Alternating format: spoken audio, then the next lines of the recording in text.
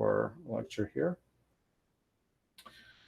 All right, so we're still talking about critical listening, and we are right now on page 48 and 49. So the authors highlighted for us listening to comprehend, and so the next section they highlight for us critical listening. What is critical listening all about? When you engage in critical listening, there are several things that you do or several questions that you ask, essentially. And these are the questions that you ask of yourself as you're analyzing what the person is saying, whatever the speaker is saying. And so here's the questions. How is the situation affecting my reception of speech? Am I being objective in this particular setting? What is the point of the speech? What is the reason of the speech? Is this speaker expected to, do this or do that? And so what type of a speech is this, essentially? That's what you're saying. How does this occasion affect my judgment? Am I personally involved in this speech? Am I listening to this person because they're my friend or, or something like that, So an occasion, we've talked about before, affects things. So listening to, a sermon in a church is one thing.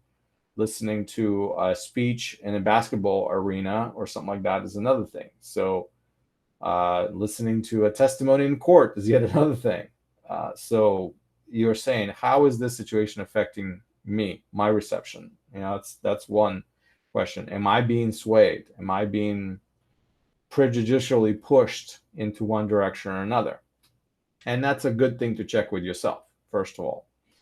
The next thing is that how is the physical environment affecting the speaker and my listening? Are they speaking because they're in a rush? Are they speaking impromptu? Is this being done outside and there are protesters screaming and yelling outside or something like that a block away? You have to ask yourself, what is going on here? How is this environment affecting the speech as well? Because all of that is going to reflect to the content and to what the person says. Another question you have to ask is, what do I know about the speaker? Is this person respectable? Does this person have a good reputation, a bad reputation? Do I think of this person as someone who really knows their topic or not really? Is this person an expert in everything or only in some things?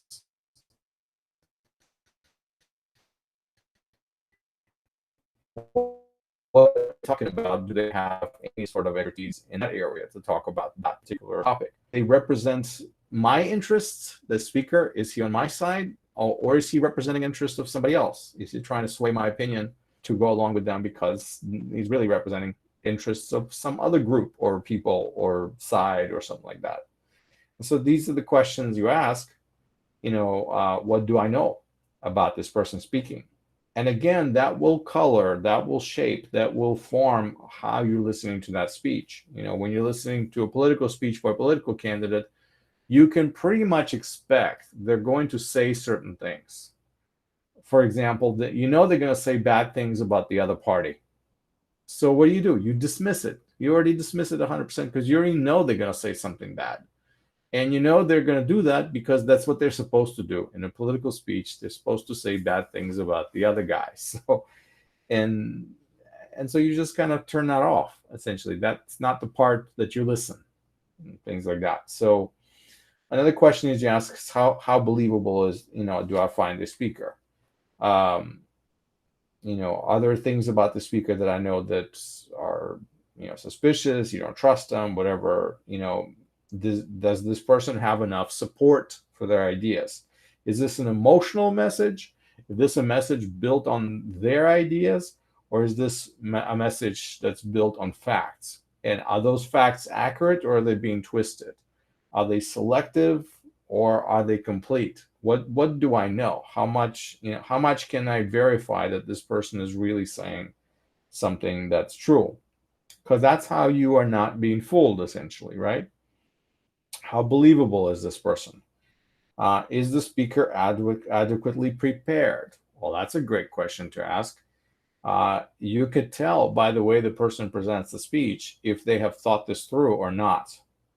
you can tell if they have a very clear structure, for example, in their speech. Then you can recognize that structure, and you could say, well, that person really thought this through. They really worked on this hard to prepare the speech, and that means that what they're saying, they've given a thought to every word. So they most likely are not going to misspeak, and that also tells you about the quality of the person who's speaking. They're reliable. Their information is good because they put a lot of time into arranging it just so, in such a structure, in such a way. So, is this person prepared? What is the speaker's attitude towards the audience? What's going on here between them, the audience and the speaker? Is there a good relationship between them? Is it an adversarial relationship with them? Is this a crowd that's skeptical of the speaker, or a crowd that's mostly accepting of the speaker? Does the audience see the speaker as an equal, or does the audience see the speaker as somebody who is above them, some sort of an expert in some area, or is it the other way? So audience attitude towards the speaker also affects things. So and audience attitude and the speaker's attitude towards the audience, because sometimes the speaker will speak down to an audience as if they don't know anything about anything, and very condescending sort of say way, and so that makes a big difference too. And then the question you ask is even more important: is how credible are the ideas being presented? Okay, so again, this is when you critically start going through each point or an idea that they present. Just keep in mind that as you do that, as you question the person's credibility or credibility of the ideas, you can also be mistaken. Your judgment is not perfect. Why do I say that? Well, because you don't know everything. Okay, you have limited information. And one of the primary reasons why we do not make a good judgment, or we make a bad decision, or we do not come up with the right conclusion, is because we do not possess adequate information. You don't know what you don't know, and you make decisions and judgment based on what you know. But then there are other things that you may not even be aware of, and that changes everything, but you don't know about it. And so as you analyze people's sort of say quality of their information, keep in mind that you yourself may be limited in that area. So reserve that judgment sometimes, and listen carefully to what they have to say. Use different sort of say tracks, different strategies to figure out how credible they are. Just because they voice some ideas that you disagree with doesn't mean that they're not credible. They could be very credible. It's just that you are operating from what you know, and they're operating from what they know, and your knowledge level is not the same. So are their ideas well structured is one question that is being asked over here. Is something missing? Sometimes you're listening to somebody speak, and it's so obvious that they're missing something that everyone is thinking. A particular you cannot speak about a particular topic and not mention this aspect. And all of a sudden you say, wait a minute, how can you speak about this and not mention that? Why this is not even making into your dialogue at all? And there could be a reason for that, but the structure usually reveals how prepared a person is, how logical their speech, and how well they thought it through, and therefore how good their ideas are. So if there are these links within the speech that logically, cohesively link it all to its main idea, to the central idea, then at least you're dealing with a person who well structured their speech. So they're prepared, they're organized. And then another very important question, and this is the last but probably not the least, it definitely is not the least question, is sufficient evidence offered? A person can say all sorts of things they want. They can say all sorts of opinions they espouse. You may even agree with those ideas, But the question is, did they back up those ideas with evidence? I may believe that the aliens have come from outer space and landed, in my city in such and such year, but do I have any evidence to prove it? And if I do have evidence, how good is that evidence? Is that evidence trustworthy? Is it evidence verifiable? Or is it circumstantial? Is it based on the words of people who are not verifiable themselves, things like that. So how good is your evidence? Because if you can't show evidence, if you cannot support things, then those are just opinions. And opinions, well, there's a funny saying in America. They say opinions are like armpits. We all have them, and they all smell. So something like that. The idea is your opinions are just your opinions. What are the facts? If something is true, then you will have proof. And you may have some evidence, but there may be other evidence on the other side. The only way I can evaluate what you're saying is if you present me your best evidence. But if I possess evidence that disproves what you're saying, that is even better, more convincing, or more prolific, then obviously what you're saying is not true. And I make a judgment now about what you said based on something concrete rather than just my opinion or my like or dislike of you. So you see, that's being objective. That's the idea of being a critical listener versus somebody who is more emotional about the speech and prejudicial and just say, well, I just don't like this guy, so nothing he's going to say is going to be good anyway because he's just a terrible guy or something like that. You never know. But these are the features of critical listening. These are the types of questions you ask. And along the line of this type of thinking, you determine what is true. Either you believe the message or you don't believe the message. You accept it, you reject it. You accept it only in part. That becomes your point. So let's look at the developing skills for critical listening. So these are, as you're going through this chapter, you realize that these are skills. This is not something that we just talk about. This is something we actually practice in life. And if we do practice it, then it has results. It has benefits. It has a certain amount of gain that we get out of it. So what are the types of things you can do to develop your skills of critical listening? Well, one thing you can do is to practice critiquing the speeches of your classmates or critiquing anyone's speech. It doesn't really matter whose speech it is. Listening to someone's speech and giving a good, honest critique. A critique does not mean being mean or criticizing somebody. Critique just means to analyze what it is that they said. And so that will help a lot. Listen critically as anyone delivers anything in class, any lecture or anything like that. Ask the right questions as you listen. Listen critically to speakers outside of your class and everywhere else in life. When you listen to news, listen critically. Don't just accept what they're saying as fact. Say, is this a fact or is this an opinion?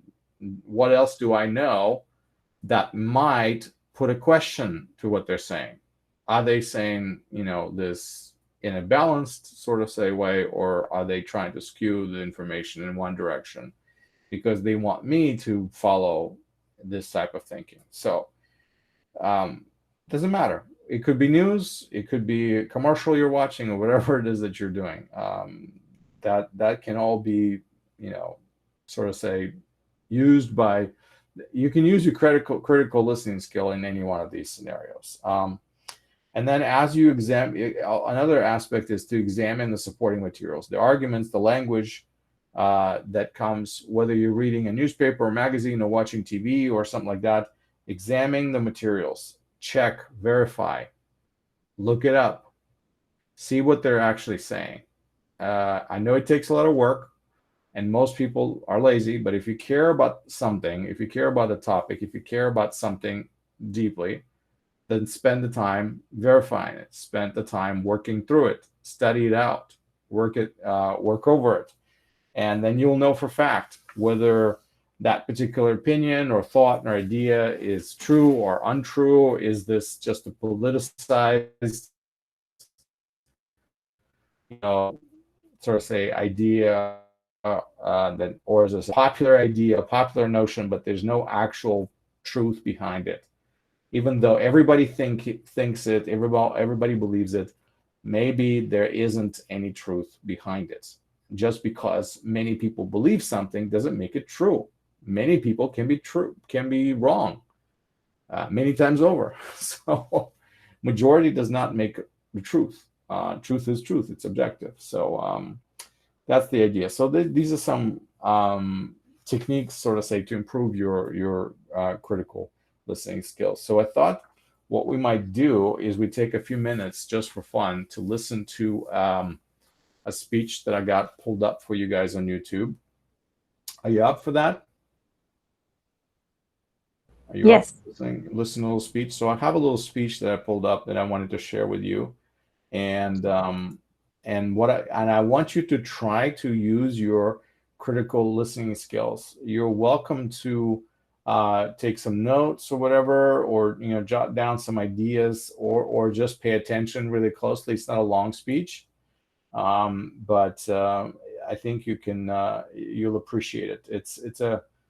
It's one that I like to use because I think it's conducive to what we're trying to do. So let me see. I'm going to go share my Chrome tab here and select a speech. It's on a topic that I find inspiring myself. Okay, so there you go. It's from one of the TED Talks. If you have never, seen TED Talks is one of those areas where people present interesting ideas. Different experts in different fields present ideas, and they're very compelling, and they're interesting, and they deserve to be heard. And so this is one of those speeches by a guy named Sam Burns, and he talks about his life in the speech, and I think you'll like it. So let's listen to it, and I'm going to ask you a series of questions after that to kind of tell me what you think. All right, so here you go.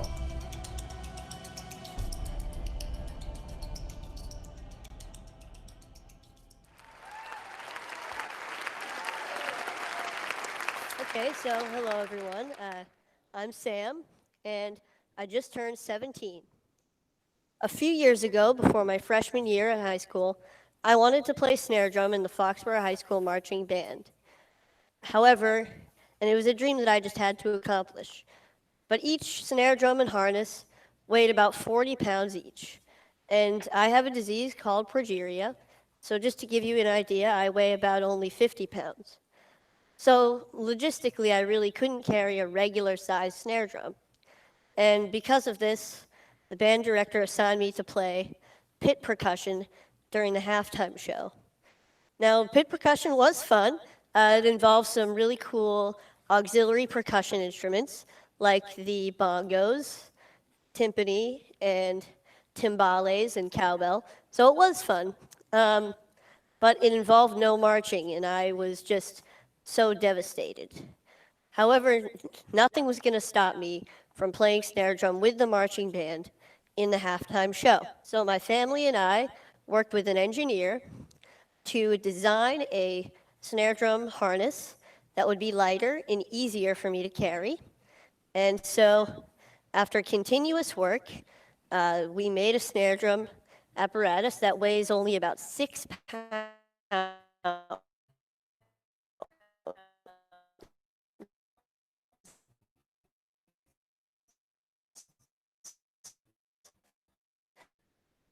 In kids today worldwide, so it's pretty rare.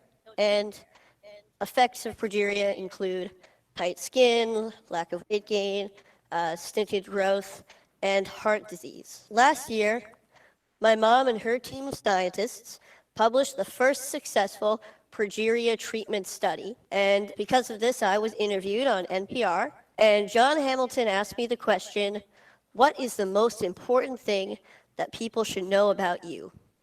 And my answer was simply that I have a very happy life.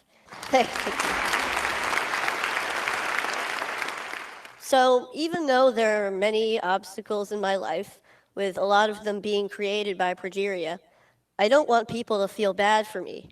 I don't think about these obstacles all the time, and I'm able to overcome most of them anyway. So, I'm here today to share with you my philosophy for a happy life. So, for me, there are three aspects to this philosophy. So, this is a quote from the famous Ferris Bueller. The first aspect to my philosophy is that I'm okay with what I ultimately can't do because there's so much that I can do. Now, people sometimes ask me questions like, isn't it hard living with progeria? Or what daily challenges of progeria do you face? And I'd like to say that even though I have progeria, most of my time is spent thinking about things that have nothing to do with progeria at all.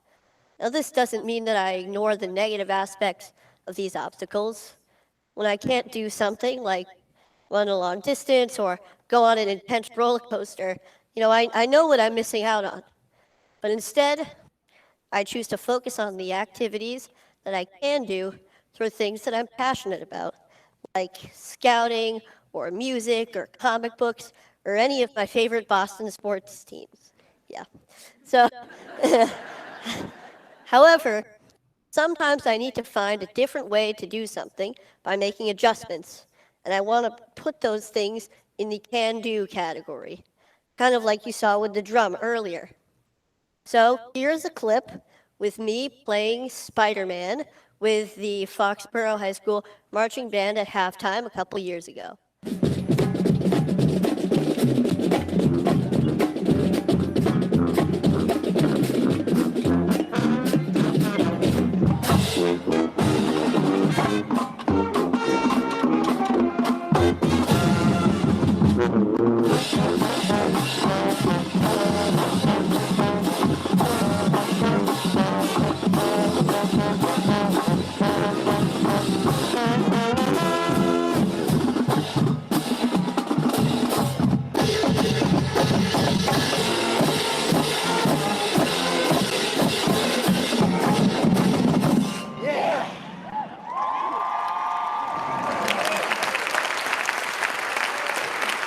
Thank you. All right. So that was pretty cool. And so I was able to accomplish my dream of playing snare drum with the marching band, as I believe I can do for all of my dreams. So hopefully you can accomplish your dreams as well with this outlook. The next aspect to my philosophy is that I surround myself with people that I want to be with, people of high quality. I'm extremely lucky to have an amazing family who have always supported me throughout my entire life. And I'm also really fortunate to have a really close group of friends at school. Now, we're kind of goofy. A lot of us are band geeks, but we really enjoy each other's company, and we help each other out when we need to. We see each other for who we are on the inside. So this is us goofing off a little bit. And so we're juniors in high school now, and we can now mentor younger band members as a single collective unit. What I love about being in a group like the band is that the music that we make together is true, it's genuine, and it supersedes progeria. So I don't have to worry about that when I'm feeling so good about making music. But even having made a documentary and going on TV a couple times, I feel like I'm at my highest point when I'm with the people that surround me every day. They provide the real positive influences in my life, as I hope that I can provide a positive influence in theirs as well.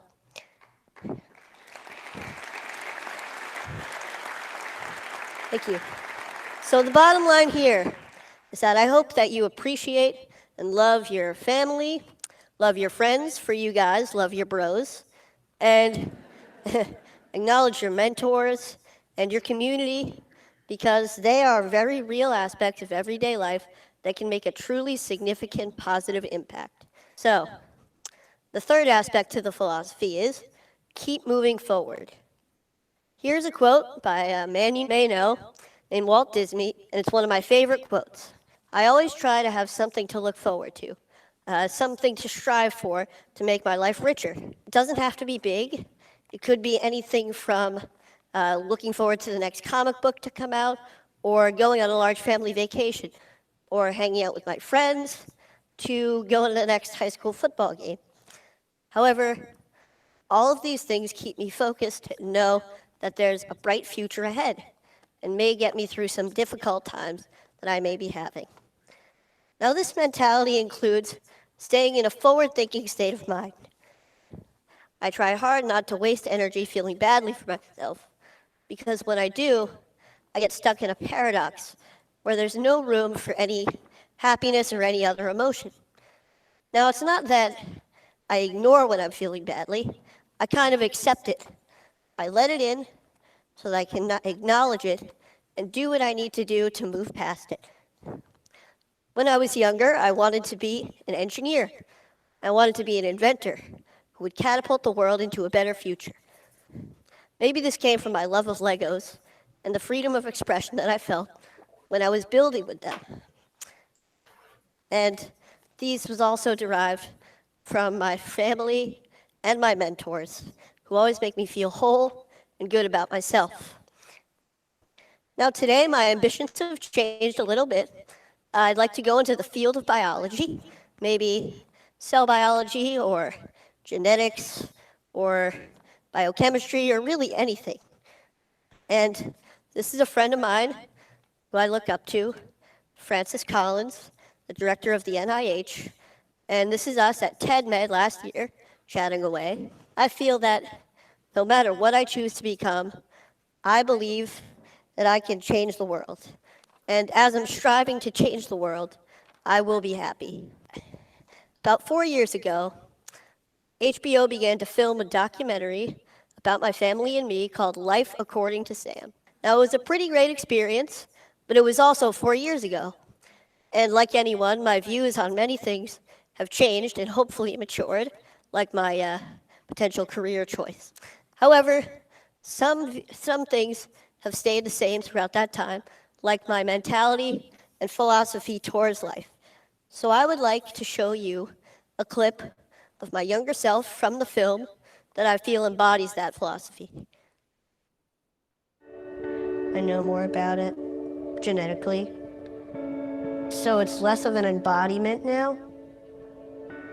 It used to be like this thing that prevents me from doing all this stuff that causes other kids to die, that causes everybody to be stressed, and now it's, a protein that is abnormal, that weakens the structure of cells.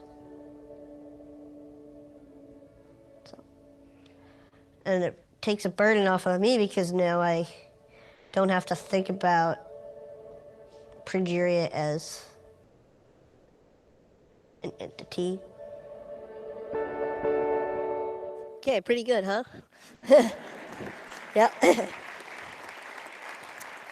Thank you. So, as you can see, I've been thinking this way for many years, but I'd never really had to apply all of these aspects of my philosophy to the test at one time until last January. I was pretty sick. I had a chest cold, and I was in the hospital for a few days. I was secluded from all of the aspects of my life that I felt made me, me, that kind of gave me my identity. But knowing that I was going to get better and looking forward to a time that I would feel good again helped me to keep moving forward. And sometimes I had to be brave, and it wasn't always easy. Sometimes I faltered, I had bad days, but I realized that being brave isn't supposed to be easy. And for me, I feel it's the key way to keep moving forward. So, all in all, I don't waste energy feeling bad for myself. I surround myself with people that I want to be with, and I keep moving forward. So with this philosophy, I hope that all of you, regardless of your uncles, can have a happy life. Oh, wait on a second. One more piece of advice. Never miss a party if you can help it. My school's homecoming dance is tomorrow night, and I will be there. Thank you very much.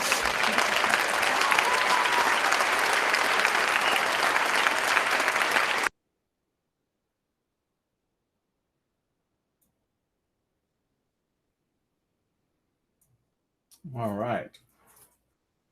So you guys had a chance to listen to the speech. I want to hear some of your reactions. What did you think about the speech? What did you how did it make you feel? Go ahead. Hello. Go ahead. Yeah. Sir, it made me feel really good. Like he is just presenting his own views, and he was just so confident, and also like he's presenting himself like the best, and his words were all like they were all selective, and they were just making up of what he was actually saying and representing actually, and he was very much confident. That is like Mhm. it's just incredible. Yeah. So I want to ask you a question, Marine, while you're on with me here. Just what if you were to say he had one central idea in his speech? What was his central idea? What do you think,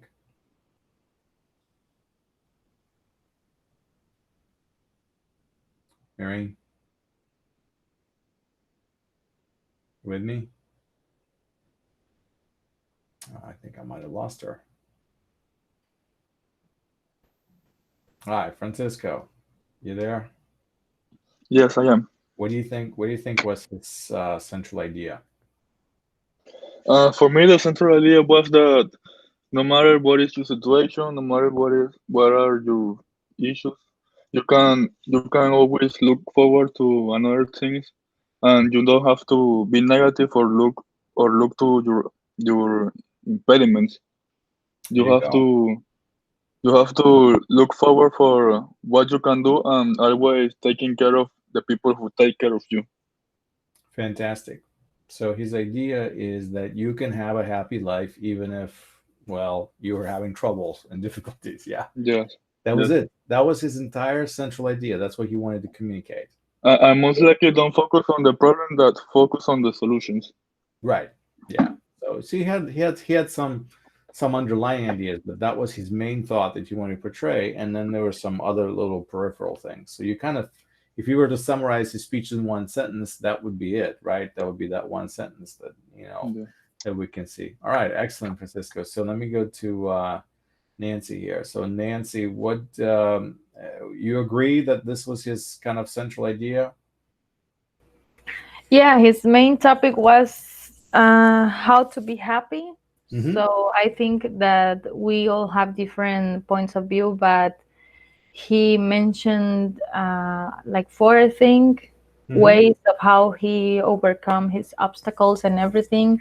Of course, it's very I don't know how to explain it in English because I don't have like a lot of You're words missing for some that. vocabulary. Okay, I understand. Yeah, but I feel very. I think that I'm gonna continue watching this kind of videos in that page because I really love this one, and mostly that that it's something that it happens to somebody, and when you have like models or like this, it's very comfortable, and you have to think that you have a lot in your life.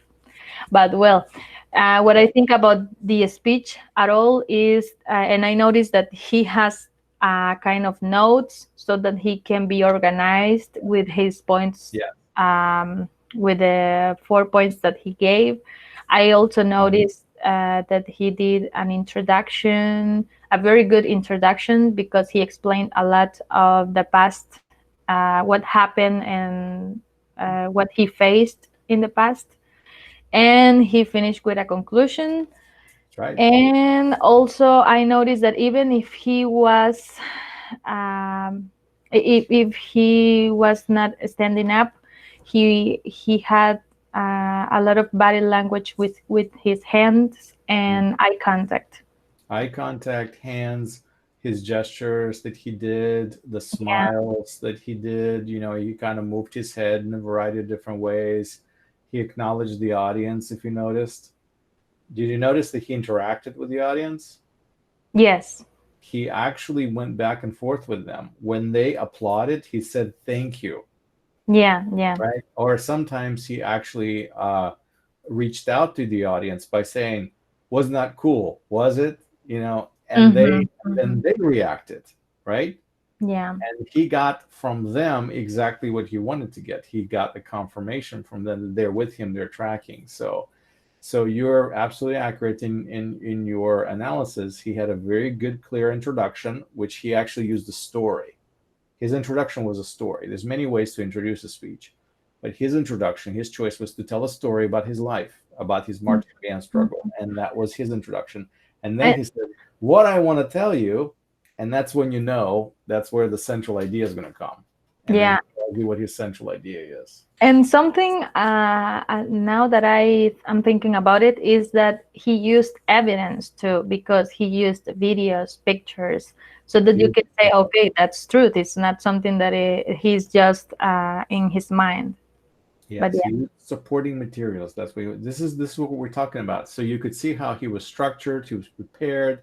He had everything organized. He had PowerPoint. He wasn't just speaking off the top of his head. He actually thought and planned all of this, and he was very, very intentional about what he wanted to say. He had the quotes ready to go and everything. And so we don't even get everything because that speech was a little bit longer. This was a cutaway, from the speech. I mean, we watched like 12 minutes. That speech was probably about maybe 15, 16 minutes long, but we got best of it. Let's put it that way. They edited it just a tiny bit, but still that was a very, interesting speech. All right.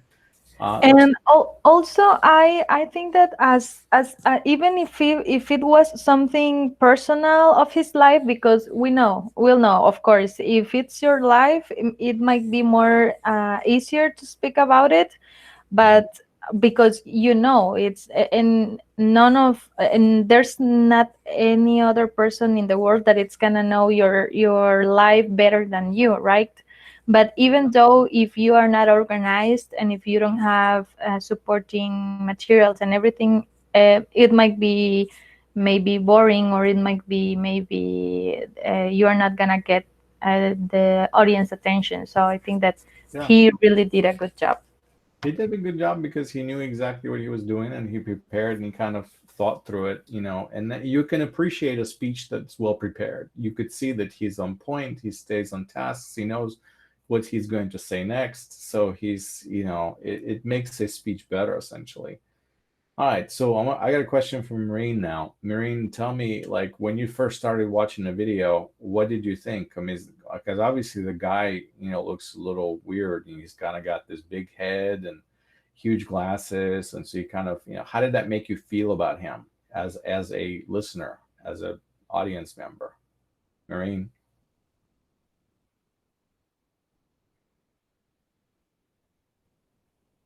Marine is not checking in with me. Something must be, she must have a weak connection or something like that. Francisco, what do you think?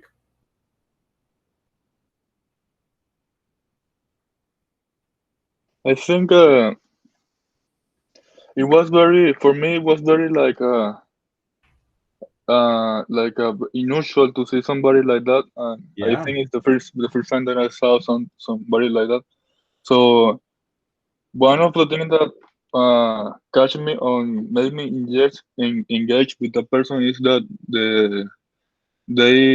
he tried to play drums, but even if they have some limitations about it, he found a way to do what he wants. Mm-hmm.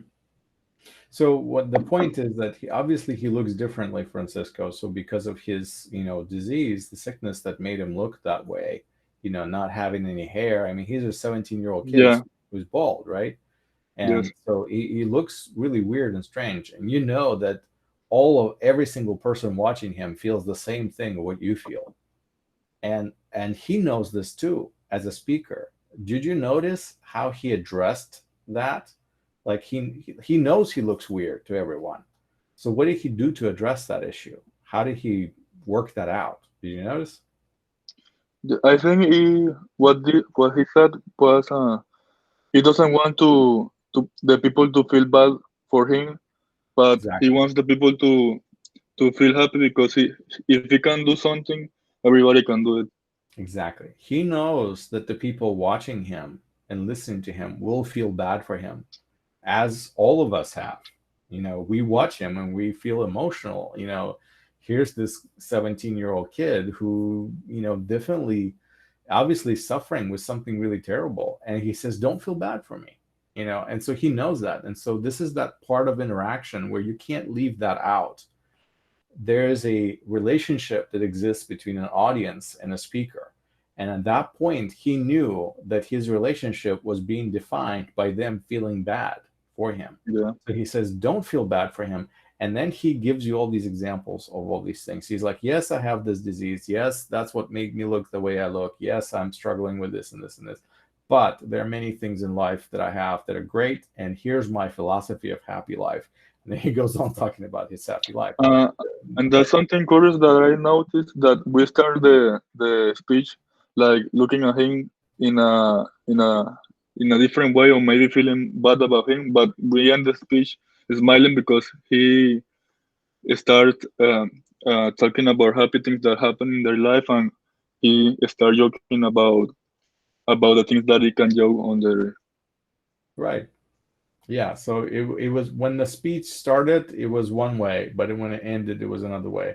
Yeah, So totally. now you guys understand why I kind of showed you that speech, because it has so many interesting components and so many features in it that you watch it and you say, wow, I was here and now I'm here. It started this way and now I'm that way. You really didn't know where it was going to go. You really didn't know when you started listening to it how it's going to end up. But I like it because it's emotional, it's interesting, and it's also a well done speech by somebody who's obviously struggling. I mean, he's Yeah. struggling sometimes with his breath. You notice that he's like taking breaths a little bit, Yes. Yes. out of order. There's a little bit of that happens, but it's not stopping him. He's not like scared. He's speaking in front of a big audience of people, and it's pretty good. So all right, fantastic. Thank you, Francisco. Appreciate that. I wanted for you guys to watch this speech to kind of analyze it. And so when we watch a speech like this and we listen and we are using our critical thinking skills, we're analyzing his ideas. We're looking, oh, there's a structure. Oh, look, there's the evidence that he presents. There's pictures that he shows me to show to you what really is going on, whether he's talking about his disease or whether he's talking about the fun things he likes to do. You feel like you get to know this guy in just a few short minutes. He tells you, his philosophy of life is based on the things that he has experienced in life. So now that you look at it, you know what the speech was about very clearly. We can easily see that his central idea was that you can have a happy life even if you have such a terrible disease as progeria going on in your life. So, and he showed us how. He gave us those 4 points. This is how I get through life. Even with my difficulties. And he was honest and he was candid, and at the same time, he was inspiring, because all of us sitting over there and saying, wow, if this guy can be happy, what do I have to complain about, right? I don't have this crazy disease that's making me sick like that, and yet this guy can be happy. So it makes you feel like I can be happy. I shouldn't complain about things in my life. So I thought it was a good, inspiring speech in that sense. And that's why I showed it to you guys. So you'll have upcoming week, you have an exercise that I want you to use these critical listening skills that are outlined in the textbook, and I want you to analyze the speech. You'll watch another speech from a TED Talk, and it's on next week page, and use the exercise handout that I have for you. Download it, fill it out, and submit it back to me in a written form. And if you want to, we can talk about that speech in class as well. But I thought it would be a good exercise for us right now to kind of do this, in class, and then something very similar is what you're going to do on your own, and submit that to me. But this week you have a quiz that's open till Friday, so please go into week 4 click lessons week 4. Click on the quiz when you have time, and take it and submit it before the end of Friday, and then it will I will see it. I'll get a notification that you guys completed your quizzes, and that's how we'll move forward. Okay.